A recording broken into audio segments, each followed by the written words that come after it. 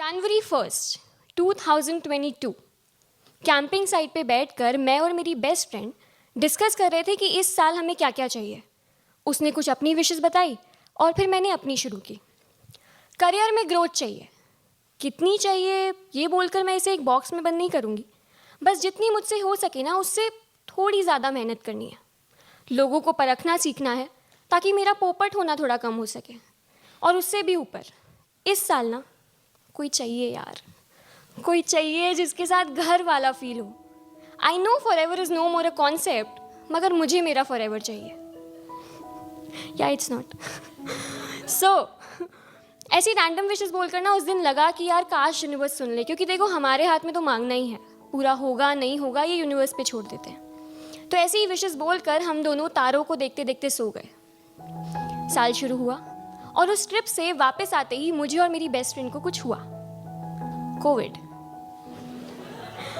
और मुझे लग रहा था कि भाई यूनिवर्स ने लिस्ट गलत सुन ली क्या।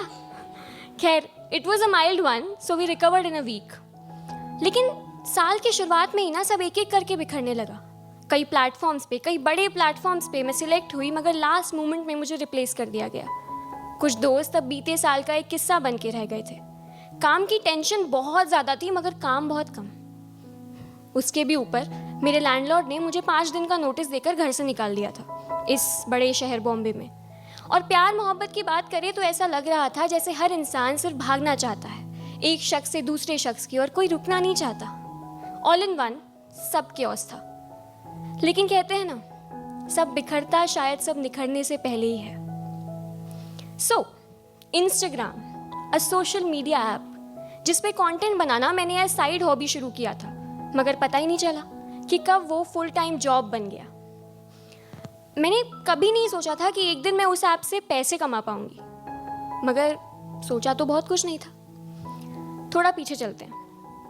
May 2021, I was scrolling through my Instagram feed when I saw a reel. In that, a cute guy was singing a song. I liked the song, just the song. So I saved the reel. फिर मैं भूल गई, we moved on.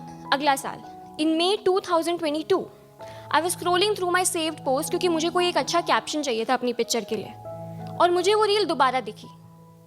And this time it felt different. This time it felt as if I want to see his full profile. So I did. And it was very impressive. Bougainvillea lover, floral shirts, cute dimples. I mean, come on. Who can ignore all of that? So I didn't. I followed him. And I texted my best friend, see, my pyar of this week. She also showed support. कि अरे what a cutie यार. I hope he follows back. So उस दिन शायद पहली बार universe ने मेरी और मेरी दोस्त की एक अटपटी सी विश मान ली थी। That guy followed me back and after a few days he replied to one of my stories. और ये था मेरा वो रैंडमली कैफे में टकरा जाने वाला मोमेंट जिसका इंतजार मैं कब से कर रही थी। हमारी बातें स्टार्ट हुई and we realise that we are so similar.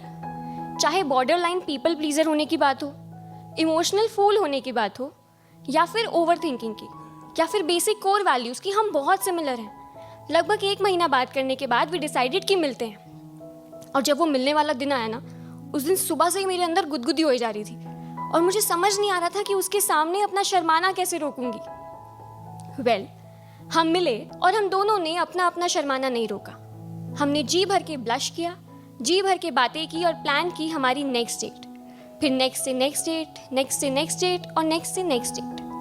पता ही नहीं चला कि कब हम रोज मिलने लगे। और इन सब में ना एक चीज़ बहुत अच्छी हो रही थी, हम बहुत अच्छे दोस्त बन पा रहे थे। हम दोनों एक दूसरे पे हंस भी पाते थे, मगर कोई दूसरा गिरे तो उसका हाथ पकड़ के उसे उठाने का हौसला भी रखते थे। Until one day जब मेरी पास्ट मेमोरीज ने मेरे दरवाजे पे नॉक किया और मुझे रियलाइज करवाया that how can something so good happen to me. या तो मुझे इस बार भी धोखा मिलने वाला है, या इस बार मैं ही उसे छोड़ दूंगी। हाँ गाइस, ऐसा डर आता है। सो उस टाइम ना ये सिचुएशन थी कि फीलिंग्स दोनों तरफ आ गई थी, मगर आई लव यू जैसा किसी ने कुछ नहीं कहा था, तो पीछे हटना थोड़ा आसान था। सो अपने दरवाजे पे आए मेहमान की बात मानकर मैंने कदम पीछे हटाना शुरू किया। बुरा भी लग रहा था कि यार सिर्फ इस डर की वजह से एक बहुत अच्छा दोस्त या शायद एक पोटेंशियल पार्टनर गंवा दूंगी, मगर वो डर बहुत रियल होता है यार। और जब तुम खुद को अपने लोएस्ट पे, अपने वीकेस्ट पे देख चुके होते हो किसी और की वजह से, तो तुम दोबारा कभी वहाँ नहीं जाना चाहते। मेरे साथ भी बस यही हो रहा था और मैंने कदम पीछे हटाना शुरू किया, अपना टाइम एनर्जी इन्वेस्ट करना कम किया। मगर एक दिन मेरी चोरी पकड़ी गई। हम दोनों सनसेट देख रहे थे बीच पे बैठ के। तभी आस्क्ड मी, क्या हुआ है तुम्हें? कुछ नहीं। देखो इतना तो जानता हूँ तुम्हें कि बता सकूँ कि ये तुम नहीं हो, तो बोलो। थोड़ी देर में बातों को घुमाती रही, मगर जब वो नहीं माना तो आई टोल्ड हिम कि देखो मुझे डर लग रहा है कि कुछ वक्त बाद मुझे पता चलेगा कि ये सब झूठ था और उस दिन बहुत दुख होगा। तो उस दुख से बचने के लिए I am just trying to distance myself. उसने मेरी बात सुनी और कुछ नहीं कहा। मुझे लगा शॉक लग गया है।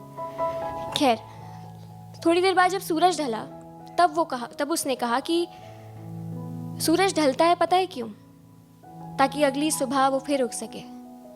कहानियां बिगड़ के खत्म होती हैं पता है क्यों? ताकि कोई नई कहानी फिर शुरू हो सके। हाँ गाइज, कसम से वो पोएट नहीं है, मगर उस वक्त ताली बजाने का मन मेरा भी किया था। इस बात को ना मैं डाइजेस्ट कर ही रही थी कि इतने में मेरे अंदर से आवाज़ आई कि नहीं, ये भी छोड़ के चला जाएगा। तो I told him, what if तुम भी छोड़ के चले गए? टू विच ही सेड, मुझे मकान नहीं बदलने गुंजन, मुझे घर बनाना है और तुम में वो घर दिखता है मुझे। इससे पहले किसी ने मुझे घर नहीं बुलाया था, इससे पहले किसी में मुझे घर नहीं दिखा था। और उस लम्हे में ना मुझे बीते कल का कोई मलाल दिखा, ना आने वाले कल का कोई सवाल, सिर्फ मेरा आज दिखा। मेरा आज जो खूबसूरत था, जिसमें वो था, मैं थी, हमारी बनाई दुनिया थी। और ऐसे हम दोनों को अपना अपना घर मिल गया। आज भी ना कई बार वो डर आकर जकड़ लेता है, मगर उसकी आंखें देखकर यकीन होता है कि नहीं यार, कुछ लोग ना जिंदगी में रुकने ही आते हैं। फॉरएवर का कॉन्सेप्ट खोखला भले ही हो गया हो, मगर कुछ लोग फॉरएवर बनने ही आते हैं। और ये भी कि कई बार ऐसी रैंडम विशेस मांग लेना अच्छा होता है। क्या पता यूनिवर्स कब सुन ले, क्योंकि क्या पता किस्मत कब तुम्हारे लिए कौन सी दिशा की हवा चुन ले। क्या पता यूनिवर्स कब कौन सी दुआ सुन ले। आज भी कभी कभी वो डरा के सताता है, मगर बैलेंस आउट हो जाता है और सब कुछ ठीक हो जाता है। लेकिन यार वही है कि कुछ चीज़ें याद रखना बहुत ज़रूरी है। याद रखना बहुत ज़रूरी है कि तुम कितने प्यारे हो। याद रखना बहुत ज़रूरी है कि तुम सिर्फ प्यार ही डिज़र्व करते हो। और याद रखना बहुत ज़रूरी है कि सूरज ढलता है ताकि अगली सुबह वो फिर उग सके। कहानियाँ बिगड़ के ख़त्म होती हैं ताकि कोई नई कहानी फिर शुरू हो सके। मेरी तो हो गई, तुम्हारी भी हो जाएगी।